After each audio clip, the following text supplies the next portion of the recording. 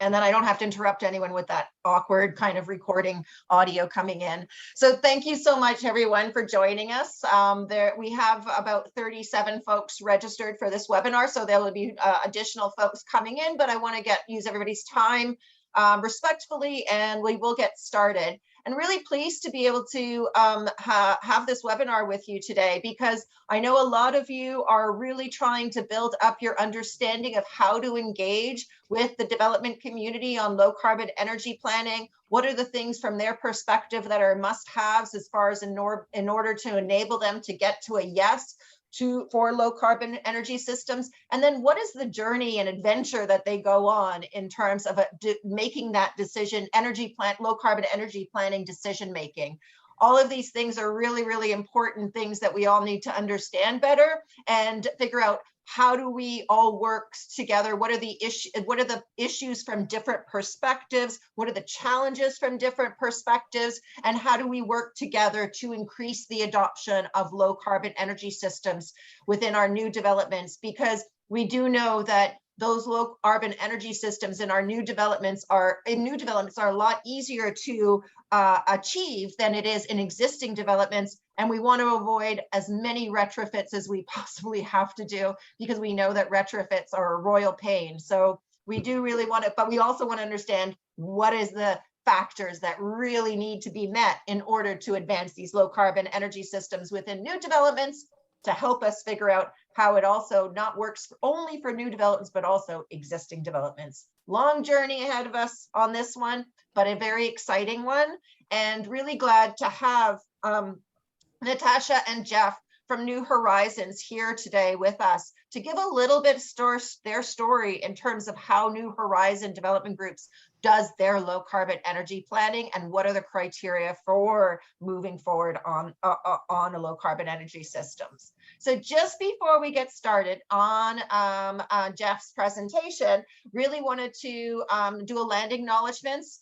Glad to be joining you from the traditional territories of the Erie, the Neutral, the Huron-Wendat, the Haudenosaunee, and the Mississaugas. And one of the goals that we also have as we do these land acknowledgements is really trying to explore how do we apply the land acknowledgements to our work? How do we apply reconciliation to our work? And this is something that I know a lot of us struggle with, to try and figure out, how do we bring this together? And it's something that I've been kind of trying to give as much thought as I could to, in terms of how does Western science and Indigenous knowledge go together, and how do they support each other? And one of the things that I have to say is, based on this, is there's no doubt in my mind, and I'd love to get into a discussion with anyone who's interested. We can do it over kind of like, so if anyone's interested in engaging in this discussion, please reach out to me. But one of the key factors that I'm really struggling to try and understand is, how do we bring the Western economic system together with Indigenous knowledge, and what value does that have, and what does it serve? And I think one of the key things that's really, I think we will all have to acknowledge, is that Indigenous people have been the population that's probably been the best environmentalists in the world. And while they comprise less than 5% of the world's population, they actually, Indigenous people and their lands protects about 80% of our global biodiversity. And when we've just heard reports coming out of the UN Framework Convention on diversity, and how our world is suffering from diversity loss, and what does that mean to the resilience of life forms on Earth today, and the web that we all rely on. So that's something that I really wanted to kind of explore a little bit. I would also say that one of the other areas we're going to be doing in some future webinars exploring is, one of the things that you see coming out of the new economists, which is kind of like the environmental economics, looking for how to use economics not for good, and not only for the, how does the capitalist system work for good, as well as for the purpose of the capitalist system, which is making revenue. How does Mark Carney, kind of looking at values, fit in with Indigenous knowledge, which is all about the values and protection over the long term. So it's something that I think we're going to be looking into in future webinars, and I'd love to kind of get some insights from others. If you're interested in advancing this conversation, please do let me know, and we will kind of do something a little bit more robust than we can do during a webinar. But just before we get started, I am going to share a little video that kind of highlights the important role that Indigenous populations Our last play retreat was in November of conservation. 2019, and it looked at the establishment phase of Indigenous protected and conserved areas. So we brought First Nations from across Canada who were thinking of or in the process of developing an IPCA in their region, as well as allies and partner organizations who are looking at how they can, as non-Indigenous organizations or peoples, play a role in supporting the establishment of IPCAs. Working with Indigenous peoples, Canada can achieve way beyond 17% easily. When we protect important places, we're also protecting our culture and our language, our values. What it means to me is it's peace with the land, peace with the water, and peace with each other by living the way we're meant to live in natural law. We always start with a guided tour. We feel that it's really important when we're bringing people together for discussion is to ensure that they have a full orientation in the part of the world where we're meeting. And I want to welcome you on behalf of all of the Tlaloquet chiefs that are of the tribe, and welcome to our Hakusu. We actually have had stewardship of this part of the world since a long, long time.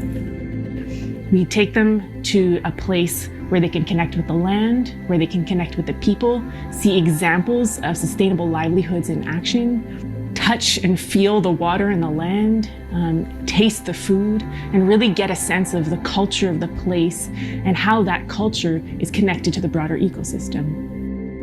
And the whole idea with this productive retreat was to bring together Challenge Fund applicants, some who had received funding and others who had not received Challenge funding, together with government staff from the fund, as well as other civil society organizations and folks who can help with financial solutions. It's important for nation and allies to be working together, because we can't do it without one or the other. There's no way that one group can do this. It has to be done with all of us.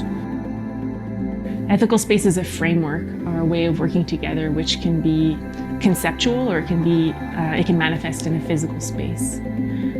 So ethical space itself is about equally valuing Indigenous and Western knowledge systems. It's grown beyond settler and First Nation. It's a sort of fundamental human responsibility. We're going to help change how humans can live on the landscape in a way that's respectful of biodiversity and intact ecosystems. There are jurisdictional solutions that need to be discussed, financial solutions, how much it's going to cost to actually not just create a protected area, but manage it over the long term. There's the capacity development side of things. So is there capacity within a nation to create a guardians program, for example? And finally, there's cultural keystone species and places. We have our own ways of conservation. We have our own knowledge. It's so old. It's there for thousands and thousands of years. It's now time to use that. So we need to take a lead, and people need to just come and work with us. I think that's how it needs to work. Our young people are wanting to be out there, and I think we need to go that route as soon as we can. Without the spawning grounds being protected, there will be no salmon anywhere else, and other nations will suffer, not just ours. We have a lot to do to be able to meet our international biodiversity targets, let alone Canada's national biodiversity targets, which have just been committed to an even higher level. So 25% of Canada protected by 2025. We know now that really the only way to achieve that is Indigenous peoples lead the way. And I come here to learn off of the tribe here and to bring that knowledge that I've learned here to bring back to my territory. I'm really glad I came because I've connected already with other Indigenous communities that I'd like to share with, and they want to share with our community. I've met some non-Indigenous individuals employed with government and non-government agencies that I'm going to stay connected with. So it's all really a positive energy, all in the spirit of establishing these kinds of areas. So I'm going to stop there just because I have a rule that it not allowed to go beyond 5 minutes on this one. So I'm going to turn it over to our presenters. Really glad to be welcoming Paul Frith from Paul Frith Consulting and a board member of the Ontario Geothermal Association. He's been a really champion for Clean Air Partnership and helping to build the conversations and understanding across municipal climate leads, as well as the development community, especially the developers who are the good guy developers, as I call them, who are advancing low carbon energy solutions. And thank you so much to Jeff Paikin and to Natasha Paikin for joining us to tell us a little bit about New Horizon Development Group's low carbon adventure journey and the framework for decision making that they have moving to advance green developments, so advanced low carbon energy systems. So I'm going to stop my sharing now, and I'm going to ask Natasha if she can share her screen. And then I'm going to turn it over to Paul just to do an introduction for Jeff and Natasha as well, please, if you can. So thank you, Gabby. First off, thank you to all the municipalities and municipal staff that are attending today. It's very much appreciated. And obviously, I want to thank Jeff and Natasha for being here today. I'm very fortunate that I've had a relationship with New Horizon that's scary enough, Jeff. It's approaching 10 years now since I first met you and Joe. And the leadership that New Horizon has shown in the development community is quite staggering. When you look at a technology like geothermal, for example, they've been doing it for over 10 years. They were one of the first in Canada that started doing it because they wanted to be ahead of the curve. They wanted to be doing the right things. They're not doing it just because they think it can put extra money in their pocket. They're doing it because they know it's the right thing. They saw GHG reduction being an important thing. And in turn, in doing that, I would say their stock has grown in terms of they are by far the largest developer in the West GTA. They're going to be putting up about 10,000 units over the next 5 to 7 years. So they're growing dramatically. I'm fortunate to be able to work with them as a consultant.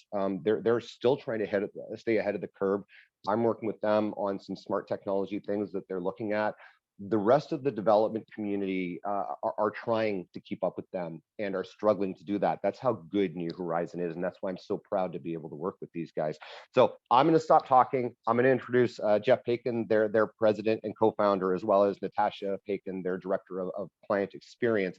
I know Jeff's going to be doing the speaking. And then if everybody could, we'll do Q&A at the end. If you have any questions, just throw them into the chat and we will ask them and we'll handle that after. So without further ado, Jeff, it's all to you. Thank you very much, Paul, and thanks, Gabby. Now that I know Gabby has a 5 minutes shut up rule, I'll speak very, very quickly. I want you all to just spend a couple of minutes hearing about the history of what got us to where we are. The majority of our buildings in the last 10 years have been designed effectively with LEED certified inputs without necessarily certifying them through LEED. And I'll start with talking about some of the buildings that we have done in that way. Sorry, Tosh, can we go to the next slide? So in our sustainability plan as a company, we have many pillars, and what's a presentation without a PowerPoint and a bunch of pretty circles in different colors? So I had to get one of those included. But you know, we like to think of ourselves from a sustainability point of view as a forward-thinking industry leader and setting our standards higher. And you know, if you're familiar with the Energy Star rating that comes with a single-family home, they take sort of the top 10% or 5% of the homes built that have a certain level of sustainability, and they call those the Energy Star. And then as the building code changes and raises that scale up, then Energy Star raises that scale up. And so we always wanted to be forward thinking. We always wanted to be at the leading edge of whatever this is, in terms of a sustainable approach to everything we build. I should also tell you that it's appropriate Natasha is part of the presentation, because it's a number of years ago that she and her two sisters yelled at me to get a hybrid car, because it's their world, not mine, in 20 years, and they wanted the air to be cleaner. And so I did, and in doing so, it kind of opened my eyes to the responsibility that our company has in approaching these kind of needs and wants for the future and for future generations. So we always want to be on the leading edge of sustainable. Mixed use is an important piece of how these developments are approached and designed. If you integrate employment, some affordability, and provide some diversity of different unit mixes and unit types, along with the ability to have commercial within your walking distance, certainly helps keep cars off the road and helps keep people to be more active. Obviously, quality design is important, but it's important in many ways. One is the design of the buildings, of course, themselves, but the other is the design of the green principles within the building. And you have to tap on the best of the best in order to make that happen. And you have to be innovative thinking. So you can't stagnate in, we did this yesterday, it worked yesterday, let's repeat it for the next 15 years. I think it's also from a connectivity point of view, you have to stay connected to both what's out there and in terms of what's available in technology and in new design principles, but also what's around the site. How are you connecting your site to what is around the site? And a lot of that has to do with protecting rural boundaries with infill development approaches, but it also has to do with, there's a park over here. How do we safely connect where we are to the park so you don't have to drive, you feel comfortable sending your children walking? Those sort of principles factor into the connectivity. And of course, walkability goes without saying that if people can use their feet, the world is a greener place. So we have to do our utmost to design for the pedestrian. And you can't ignore car traffic, because in a lot of cases, that's what's paying people's bills and that's what's supporting the local economy. But the more you can create a walkable environment where there's fewer uncomfortable interactions, I'll call them, between pedestrians and cars, it's a good thing. And finally, the scalability. It's one thing to, and I'll get back to a very specific example on scalability, but you have to get things that are both green and scalable if you're going to use them en masse to make a difference. So I'll get back to that specific approach later. So alternative energy comes from, and when I say our, I'm referring to my partner, Joe Giacomo Donato, who is very much front and center in this piece in our company. Rather than mention his 13-letter last name every time I say our, I'm just going to say it's Joe and me every time you hear me say me or our. We have a very strong leadership mandate within our company to get all of our investment dollars to be as green as possible in all of these communities we're building. So how do we do that? Surround ourselves with good people. It's not just the people within our company, but it's also the consultants we use and their ability to make a difference in our design principles along this commitment that we have made. And obviously, holistic designs are important. Things have to integrate with each other. The energy we provide has to be reliable. It has to be, there's an engineering principle that you learn in engineering ethics course, and I'm not an engineer, but I've heard it from more than one. good enough is good enough. And so if your system is designed to do what it's supposed to do, don't over design. Save those dollars and put it into something else that can also make your design a better and more holistic approach to the greening. So Paul had mentioned we were one of the first to do a geothermal condo, and there's a shout out involved. First of all, the Canadian Home Builders Association introduced a new award in 2009 for the Green Home of the Year, and we won that award, we're quite proud to say, for a home we built on the Grimsby Mountain. And it had everything you can possibly imagine: straw for insulation and just green, everything you can think of. It was a very nice challenge and a very educational experience for Joe and me to build that home. And it was important that the Canadian Home Builders Association brought awards like this into the mix, because the industry itself needs to encourage this behavior as well. As you can imagine, at the time, bit of a challenge to get a building permit in a town like Grimsby when you have a number of leading edge approaches.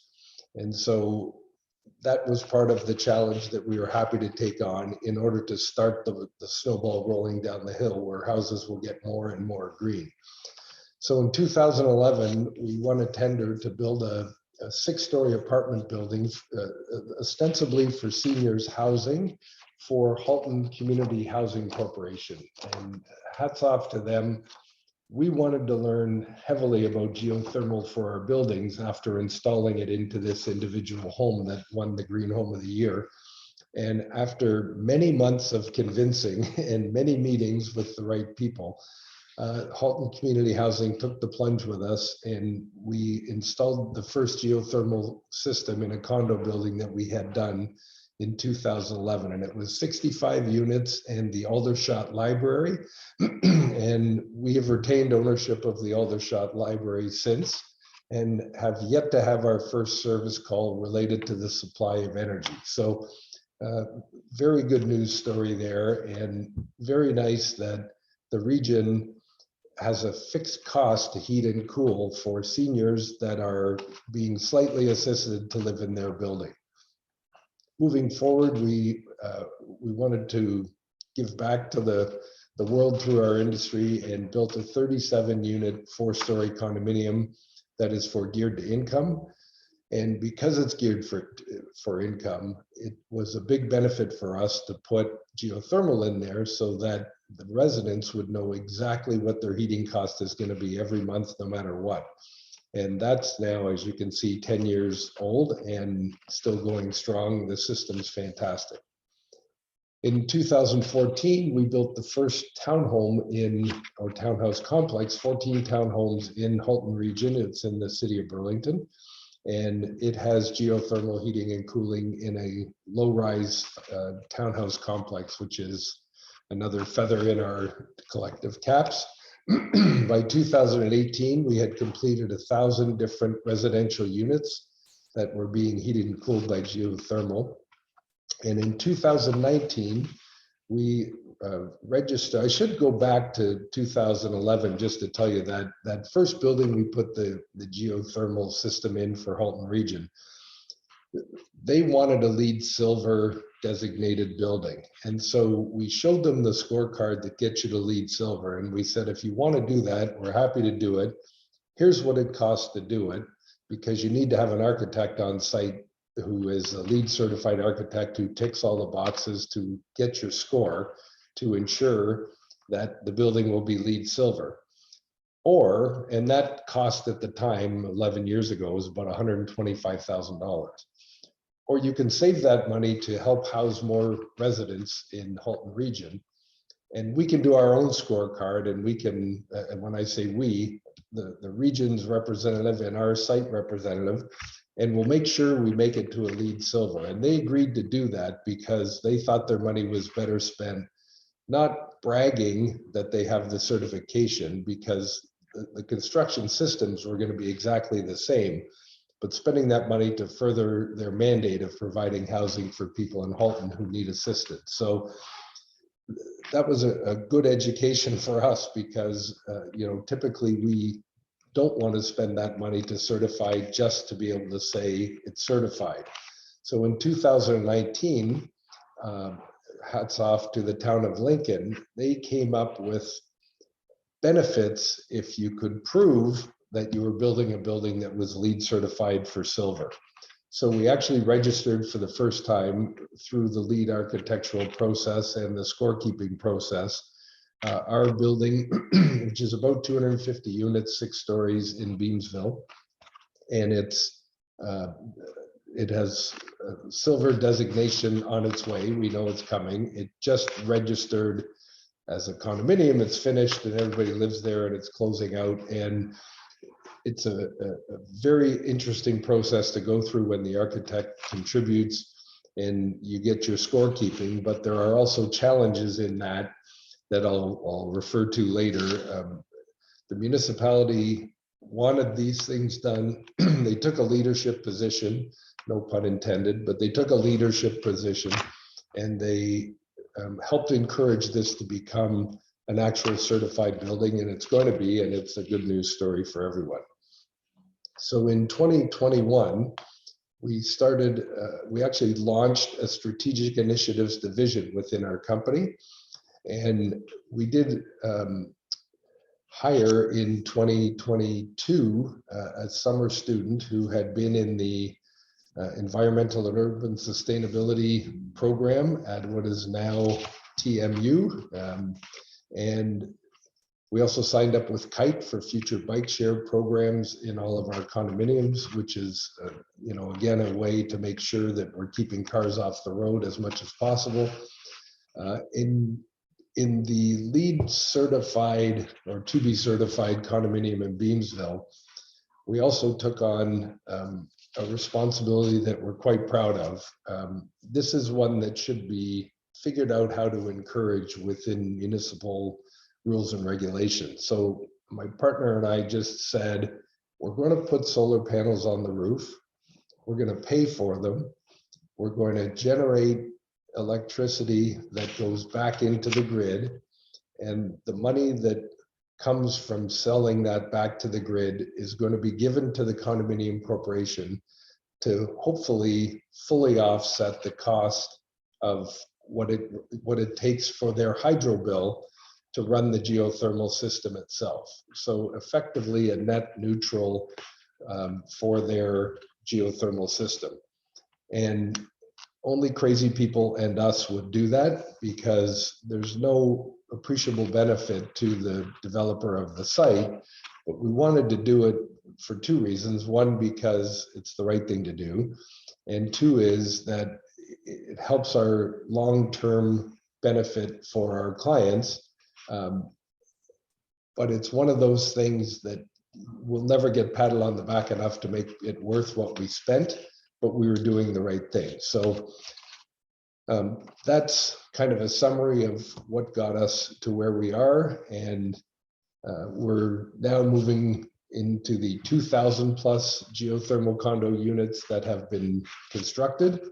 And we're quite proud of that. It's a big feather in our cap as well. Okay, so our results from doing all of this, for starters, 60% reduction in the carbon consumption of the heating and cooling of the building, and a 10% reduction in the total utility cost. That's a benefit to the world. It's a benefit to our clients, and our clients are not subject to the ups and downs of something that's unique in that the price of gas moves every day, natural gas. This is a fixed and known amount they spend to heat and cool their particular residence, which not only gives them peace of mind, but it also gives their financing institutions, when they're approving them for their mortgages, big peace of mind, which wasn't such a big deal 6 months ago, but today is a very big deal with what's going on with interest rates. So this is a major positive reduction in the carbon footprint of the buildings we're building, and it's very good news. So our goal is to be at over 14,000 built geothermal powered residential units in the next wave of what we do. We have, as mentioned, over 2,000 that we've done already. We have over 1,100 that are being constructed right now and in the planning stages. Paul was very nice to say in the next 5 to 7 years. That might just be a little ambitious to do 11,000 more units in the next 5 to 7 years. But if that's true, Paul, I'll be retired. Don't ever ask me to do this again after 2029. Sorry about that, Jeff. I just go based on what Joe tells me. Well, they will be in the state of readiness over the next 5 to 7 years, and then they will work their way into the market. But for Joe and I, for the sort of foreseeable future of what lands we own now and are preparing, this is our goal, to reach over 14,000 units built powered this way in our careers. And then it'll be up to Natasha and her fellow siblings and Joe's children to take over and do their thing. Okay, from our experience point of view, we have top right or top left corner, 540 Plains Road East. That's the Halton Community Housing building I was referring to. And the whole lead story was the one I shared with you already. Interesting story. I throw this in here because at the time we were building 978 Shadeland Avenue, which was an infill of condominium road, single family homes, 17 of them. We were doing our first generation of, we want to be the best energy kind of leading edge people. At the time, we only built single family homes. So we had Gord Cook, if you know Gord, and his crew come in and teach us all about air handling systems and blah, blah, blah, blah, blah, blah, blah. And when you added it all up, it was about a $15,000 price tag to make these single family homes way better than they were if they were following the building code from an energy profile. So we put together a beautiful brochure and a package, and these are infill, you know, at the time, very luxury, lofted bungalows, so intended for a more mature audience, you know, people who have a little more disposable income and people who, assumingly living in Aldershot in Burlington, have a forward-thinking mentality of caring for the next generation. So in 17 houses with this beautiful package that we sold at dead cost, and we showed everybody the cost breakdown of how we get to the number, and here's how much the extra insulation and the air handler, da da da da da. Only my golf buddy, who I made buy the package, would pay for it. But all other 16 homes upgraded their granite counters and their ceramic tiles into marble. They paid for what they could see and touch and feel. And so really, this kind of encouragement has to come from other places. The consumer is, by and large, going to lean towards how do we make our house nicer, not how do we save $5 on our heating bill and save the world. So I like to call it the no alternative alternative. In our buildings, we don't give you an alternative. You get what we give you, which is a leading edge, energy efficient, carbon cutting experience. And that's where we have to lead, either from the municipalities assisting to make this part of everyday reality through their building permit process and through some incentives and grants to whatever it is that we can do to make these things happen more often. So Utopia bottom left is the building I referred to that is going to be LEED Silver certified and has the solar panels on the roof and is now fully occupied and owned by its residents. The bottom right-hand corner is about as much of a picture as I can give you of a purpose-built rental building with some affordable housing in it. 870 Queenston Road. There's my partner in that building, the landowner, the Zarini family, represented by son Conrad, and the mayor of Hamilton for another how many days? I guess another 8 days. Fred Eisenberger doing the sod turning for that building.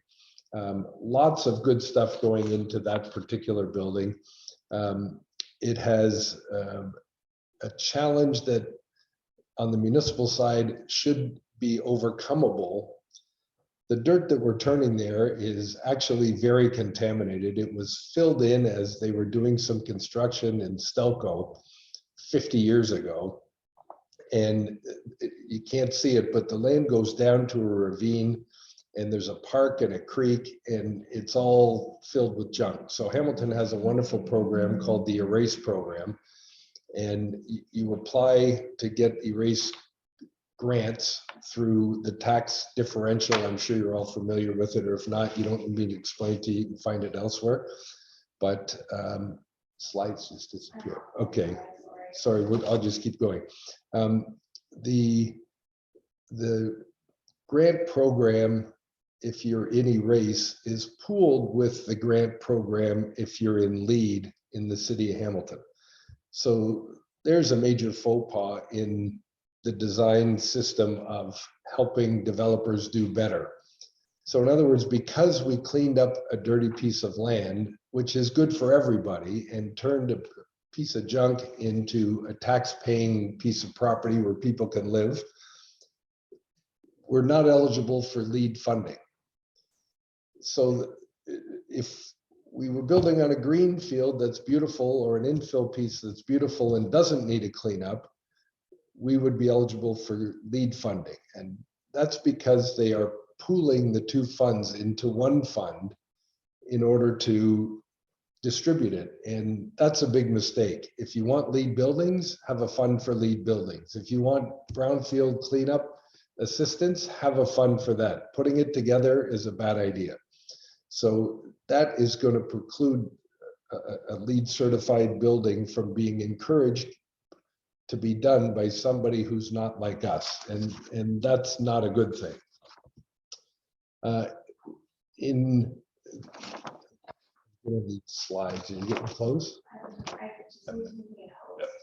Oh, can Natasha be made the host to share? If somebody can do that, Paul or Gabby. Sorry, yet I'll fix that. I'll just find. Okay, thank you.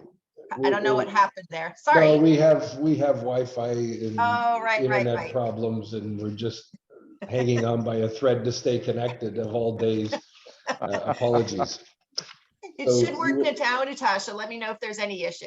Oh, there we go. It's sharing. Okay, perfect timing. So 125 Shoreview Place is a building known as Sapphire on the Stony Creek waterfront. Here's another one where we're suggesting ways that municipalities can create assistance to encourage good things. So this was the one we were going to put solar panels on.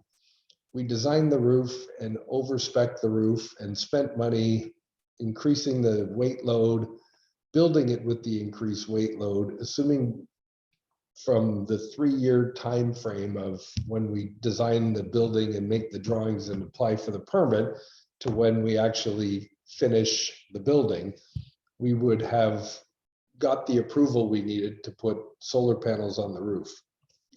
So the conduits are there, the roof is built for it. If a solar panel installation company wanted to put it up there tomorrow, they still can. Hydro One is the provider and sole provider, as we like to joke. If you don't like us, try the competition, because by law there is no competition. They had a concern that the solar panels would potentially impact their transformers because of the capacity available in the grid.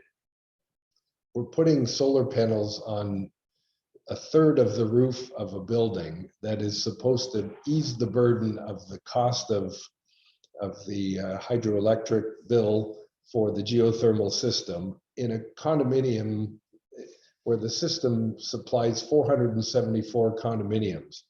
And quite frankly, I'm going to be a little bit on the edge here and not as kind as I intend to be all day, but they cost all of our homeowners effectively close to free hydro for the use of their geothermal system forever.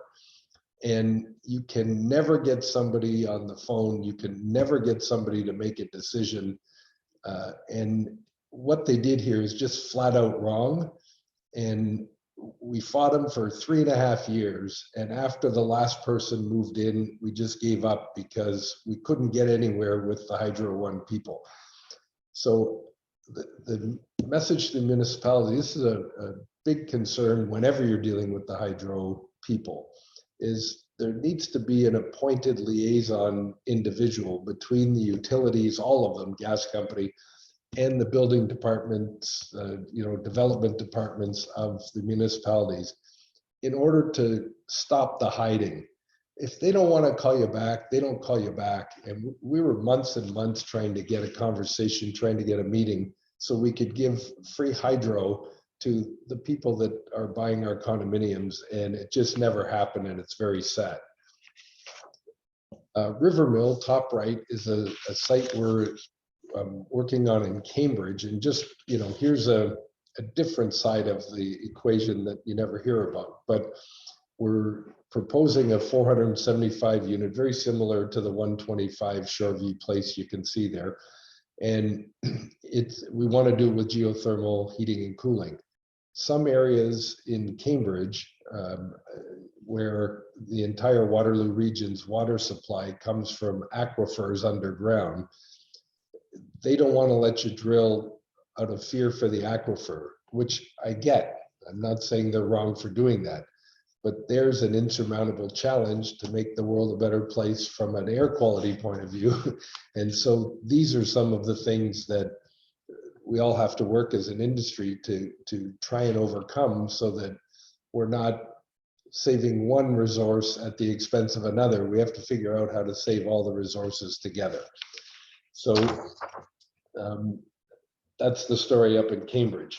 Our Queenston Road site, just to give you some quantum, $7 million to clean the land.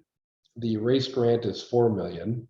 The geothermal system that will, this is 240 units, by the way, 40 of which are affordable housing units, geared to income, et cetera, and purpose-built rental for the whole building. Geothermal cost is about $1.2 million. The cost of the solar panels we're putting on the roof, about just over 200,000. Now, I talked about scalability and said I would get back to it. So we're putting in EV chargers because in the future, we're all going to need them. My former hybrid now became a Tesla, so my kids pushed me to the next level, and I'm all battery. And that's today's best technology. Who knows what tomorrow's is, but it's got to be powered by something, and we assume it's going to plug in. So in order to get, we intend to build this building to a LEED Gold standard, by the way, the 870 Queenston Road. In order to get it there, we have to put in 6 EV chargers. So it doesn't sound like much, but by the time you upgrade this piece of equipment and create this and do that, it's a $52,000 charge in order to provide 6 underground EV charging stations for the building. So that's where it gets to scalability. That's very expensive if you're building a 35 unit building. You can never recapture that efficiently. Because there's 240 units here, once we've done the infrastructure and put the 6 in, 7, 8, 9, 10, 11 get much less expensive. But these are the kind of expenses that we need to be able to work around. And, I'll give you the best example. I bought my Tesla pretty early on, but not early enough to be eligible for the $7,500 Ontario government rebate. The only reason they gave you $7,500 is to encourage good behavior. And so part of what the municipality can do is encourage good behavior with some incentive programs. And I'm not telling you just give us your money, give us your money. We're doing a lot of it anyway, but I'll give you a very good example. Every greenfield or brownfield site that's being remediated within the Hamilton Erase program would never be touched if it weren't for the Hamilton Erase program. You just can't do the math and make it financeable from a bank's perspective. And with no bank, you have no project. So the municipality decided it was a priority to them to get these brownfields redeveloped, and they made a good decision. So if you decide it's a priority as municipalities to make these better experiences in a greening world for a construction point of view, then do things that you should and could do to encourage that kind of behavior. Okay, our goals in the future: continue to be leaders at as we are today. And according to Paul, I'm not sitting here bragging, Paul said it, so I'm just repeating it.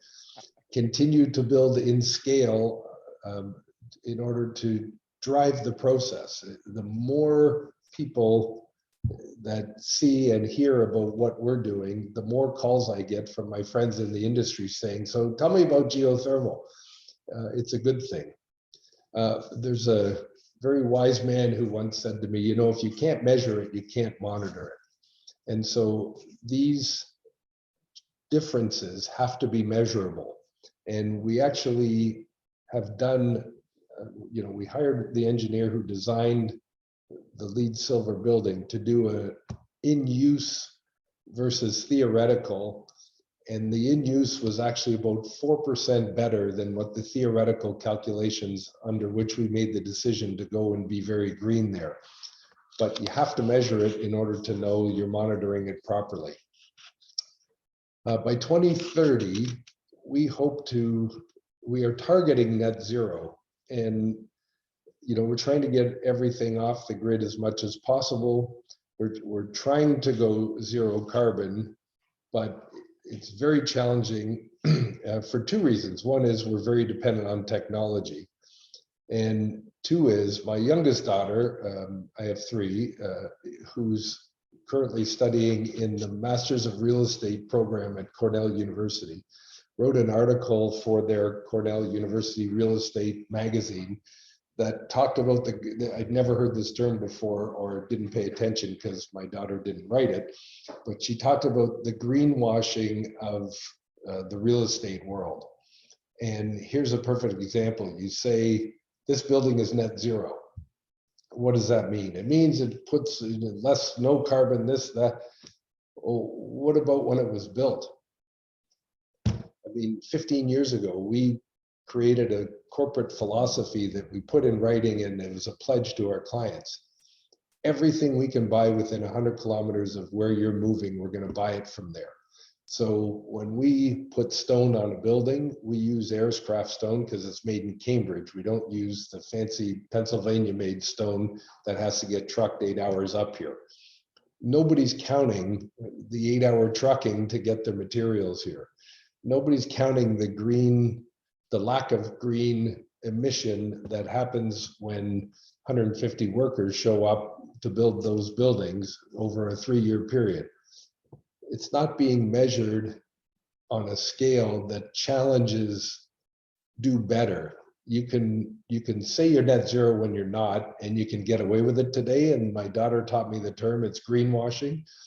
You can continue to greenwash and get away with it. And we're not about that. And we're in fact publicly going to be not about that as we move our initiatives forward in order to not allow people to make claims in our industry that are disingenuous to what's happening in the real world. So one of our goals is to get there, but we're never going to say we're there. And I don't know how it's possible to actually get there unless you buy carbon credits, which is that really getting there? That's kind of circumventing the whole purpose. So I'm throwing that out there to allow you to think about your internal promotion of things that encourage good behavior, to throw that in your good behavior column and make people do better at that as well.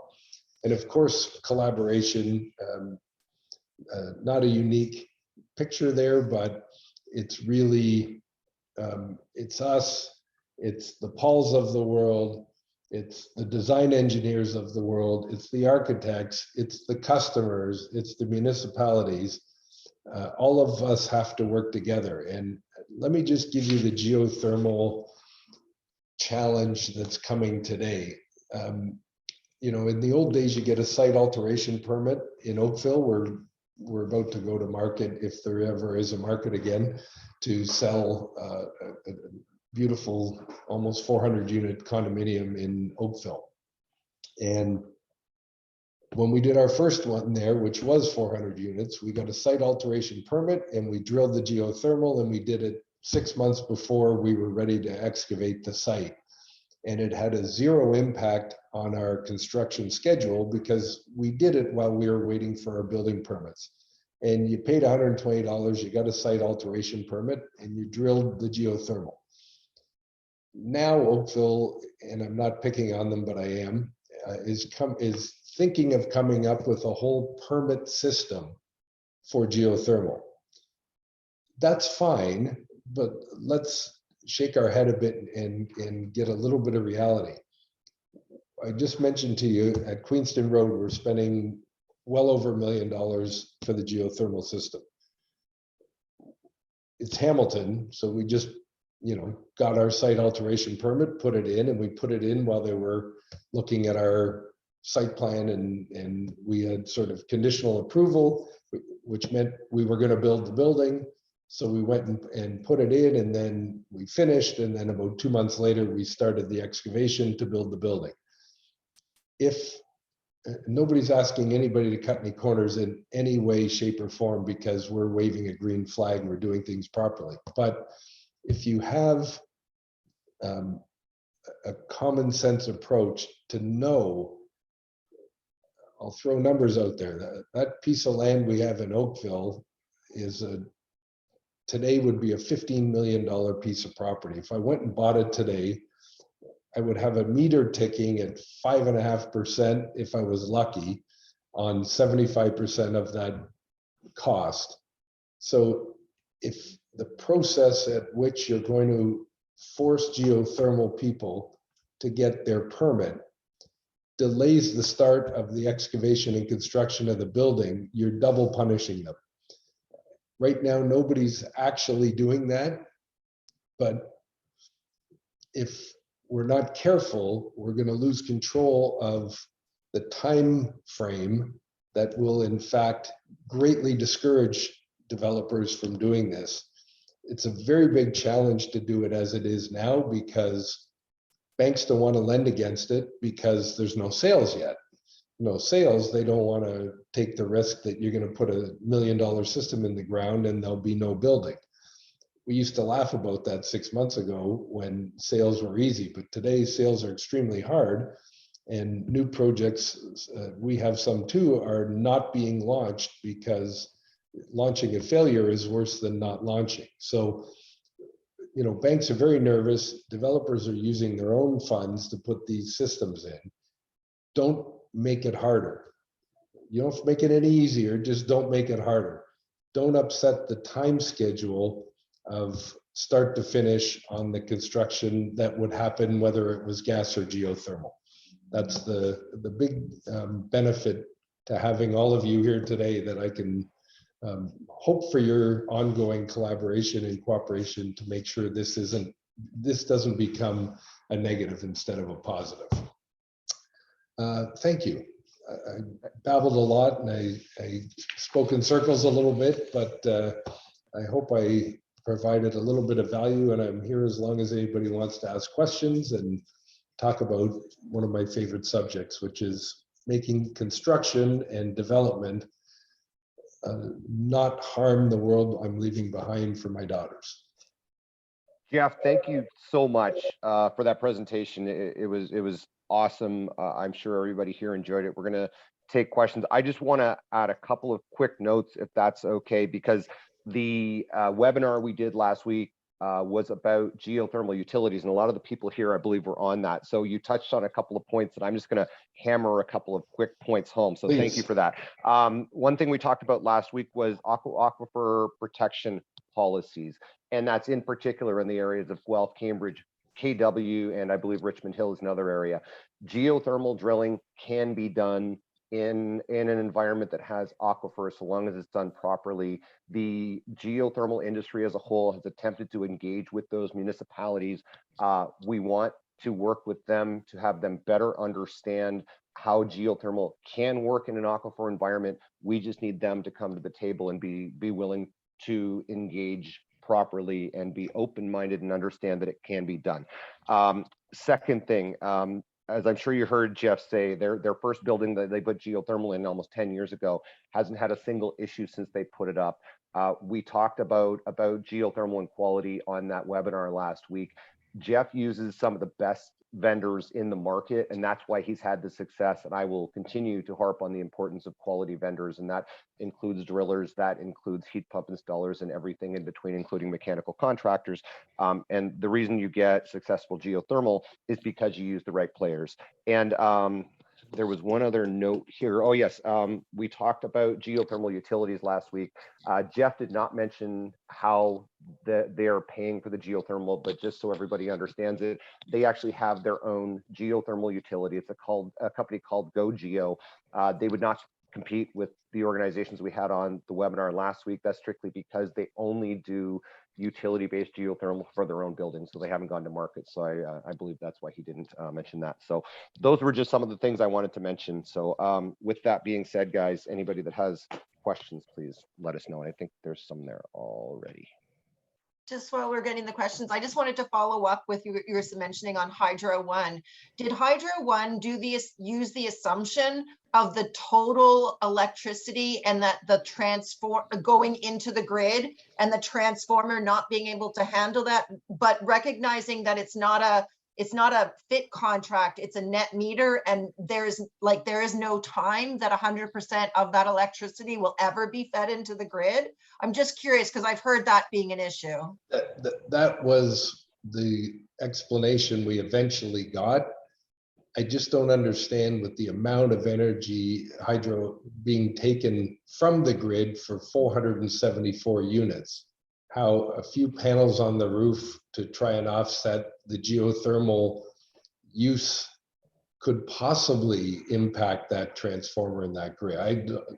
It's like sticking your finger in a 10-inch hole to try and stop the water. There's no way those few panels on the roof generate 1/50th of what's being used when nobody's home in a 500-unit building. I just don't get it. Hey, Gabby, one thing that I can say, and as you know, I've spent a lot of time not only with the municipalities, but with the utilities. And the majority of the utilities are at least willing to learn, listen, understand impacts of geothermal. The one thing I'll say about Hydro One is they're the only utility that I personally dealt with that had zero interest in learning about the benefits of geothermal. They do things in a way that they're set in stone. They're not interested in changing. And what Jeff represents is change, and they are adamantly opposed to that. And that's what would have happened with them. I can almost guarantee it. And they just came up with a lame excuse as to why they didn't do it. Yeah, it's not just an issue with Hydro One. I have heard it as an issue in terms of how utilities calculate that, because they're ultra conservative, and they make the assumption, because they're used to kind of using the FIT model of this, which was 100% going into the grid, but net metering is not going to be 100% going into the grid. So using the assumption of the 100% of all the kilowatt hours that are being generated going into the grid is not I understand electricity kind of folks are very, very conservative. I understand that, but it's something that we all have to collectively address. And it's an issue we need to deal with, because it is undermining the installation of PV panels in many situations because of that assumption that is not an accurate assumption. Well, and when they do that, there's nowhere to go. There's no, I'm going to, put this up the food chain. I tried calling the CEO. I'm going to call him out because it was the most frustrating experience of my life. 15 times of Burlington Hydro. He ultimately refused to return my call. I talked to his secretary. I said, I'd like to speak to the CEO. No. I'm building the premier building in Lynn Robichaud's town, downtown, and that's the answer I get from the utility that's owned by the city that I'm paying my tax. Yeah, it's frustrating. I can imagine that one. Gabby, there's a question from Alexandra. Yeah, we do. So she thanked you for the presentation, and she's asking about the pros and cons of geothermal versus air source heat pumps in a new development. Is one more efficient in certain developments? I will start that one for you, Jeff. I know a thing or two about that. And Alexander, I will say there is a place for both. When you look at GHG reduction, ground source, you're looking at 90% plus more efficient from a GHG perspective. There is more cost to it. I guess you weren't able to be on the presentation last week. There are utilities out there that will cover all of that capital cost for the developer. So when they talk about the cost differential, it's eaten up with utilities, so they do that. But there is a place for air source heat pumps, especially in a retrofit environment. In a place like Midtown Toronto where there is no space to drill, it's kind of the only option. But when you're looking at new construction, there's no excuse to not go with the ground source. That's my 2 cents. Jeff, it's to you now. Yeah, no, you're the expert on this stuff. I only know what I know, and I only know geothermal. I haven't gone further than that. But the one, it's amazing how many customers, once you teach them, like in the first few buildings, we had this beautiful visual marketing piece about why geothermal and why geothermal is better. And everybody assumes that when you have geothermal, it's like the old school boilers where, you know, May 15th it goes to cool and October 15th it goes to hot. Every unit control, you can have one neighbor at air cooling of 64 and the next door neighbor at air heating of 84, and it makes absolutely no difference to the system itself. And people that don't know them, I get it. It's you know, it's a challenge, but that's another piece of information that's very helpful to people who aren't, you know, sort of in the midst of all the latest greatest technology. Jeff, I'm going to throw one question out because it's something that you didn't touch on, but I think they'd be interested in hearing about. What impact is carbon pricing and future carbon pricing having on what you're doing right now? Well, look at the costs of everything are intended to go up by design over time unless technology makes it more efficient. So, you know, the geothermal systems we started with were more expensive than the geothermal systems we're putting in now because the providers are getting better. All of the sort of uncontrollable pricing in the world, the oil price, the gas price, the price of hydro, these are the things that we have to be able to work around, and carbon's just another one. We have a question from Melanie asking, what incentives would you suggest that municipalities consider to stimulate green developments? Well, certainly that's a very good question. Certainly, proving that you're building things to a certain standard, and I hate to give all the dough to the lead certified architect. So if there's a way to work around that, but if there's not, go with it. That sort of implies if you say we're going to go to a lead X. So if you say gold, it's very difficult to get there without geothermal. It's very difficult to get there without proper insulation properties that are better than average. One of the things that I don't like about LEED, and Beamsville is a perfect example, our building there didn't get the point for public transportation.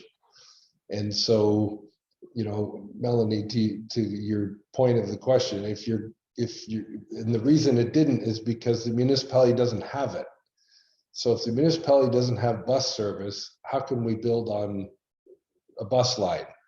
And the building doesn't get a point, and therefore it's harder to get the gold. That's, you know, within the benefit of the incentives that you can offer, that you don't necessarily have to pay for out of your pocket. You pay for, like the erase programs, out of the additional funds generated by the building of the building itself. These kind of incentive programs assist, and it's make it LEED Gold, make it geothermal, give us solar panels, give us things that stretch our resources that exist further. So you want to talk about water conservation, you want to talk about what shower heads you're using. The building code gives you a level, and the municipality can take the approach that they're going to make it a higher level, and they're going to help you contribute to the higher level. You know, in a way, taxpayers look at it like, oh, you're taking money from your taxes and giving it to the developer. No, we're taking money the developer created for us and helping them make the building fit our vision as a municipality. As a municipality, we want to be better, we want to be greener. The other thing municipalities, I hate to spend our money, have to do is walk the walk. So when you're refurbishing the hockey rink, when you're redoing the community center, when you're renovating City Hall, you better be doing it with the standards you're trying to encourage for the development industry. You do everything you possibly can to green out your own buildings and wave the flag. And then when developers come in and you say, we want more, at least you're speaking from a place that you're leading from and not pushing to. And there's a big difference. Practice what they preach. Exactly. Yes. I know we're over on time now, and I think we've got all the questions. So I'll pass it back to Gabby. I just want to say one thing to the group that's still here. For those of you that didn't see the webinar last week, Gabby put it in the chat, so there's a recording of it. Also, we're going to be doing a part 2 of that webinar because we ran out of time and the discussion was very interesting. So Gabby and I are going to be planning that in the near future. So if you missed that, please join us for the next one. And obviously myself and the Ontario Geothermal Association are there to answer any questions you guys have. And again, Jeff and Natasha, thank you guys so much. This is really, really interesting. And I know everybody really, really enjoyed this a lot. Thank you so much. That was really, really helpful to understand the perspective and the approach that you use. It really was very insightful for me. And the issues you raise are issues that we have heard raised, and we've got to figure out how do we address them. Nice. In particular, the utility one in particular, I think is a huge issue, and it's limited a lot of uptake on PV panels in a lot of different developments, and it's an issue. But I also would love to get into that discussion about, you know, this is where it really the kind of the stakeholder in group in terms of getting the insights on different incentives and what would work and what doesn't work and why it wouldn't work is something that I think that kind of consultation with developers in the municipality is something really keen, and we're definitely gonna be putting that in, and anything we can do to help on that, please do let us know. Thank you. I mean, if you look forward, one of the biggest challenges with hydro is storage. And when that problem gets better, the geosystems can have the cheap hydro stored right beside them for their use, you know, and then, you know, take it from nighttime and use it in daytime. Like that's a perfect, doing it in one unit, very difficult. Doing it in the whole building, there's another way we can stretch the resources of the community. So all very good thoughts, and really thankful for the invite for Gabby and Paul. Thank you for letting us share our story. Thank you very much for taking the time to share a lot of the New Horizons perspective and approach on that. That's really, really valuable. And so thank you so much. And thank you to everybody for joining. I did want to kind of say, I haven't yet gotten up the last week's webinar. I will be doing that, or did I? I think I might have. I can't remember. I will have to check, but I will send the link to the geothermal utilities webinar along with the email to everybody with the recording and the PDF from the presentation today. So I'll send them both to you all so that you have that. And thank you again, Jeff. Thank you, Natasha, for organizing this. And really glad to have been able to learn a little bit more about your approach and the process and the criteria for success. Thanks, guys. Thanks so much, everyone. I'll send have a great day, everybody. Everybody in an email. Take care. Bye-bye now. Thanks. Bye-bye.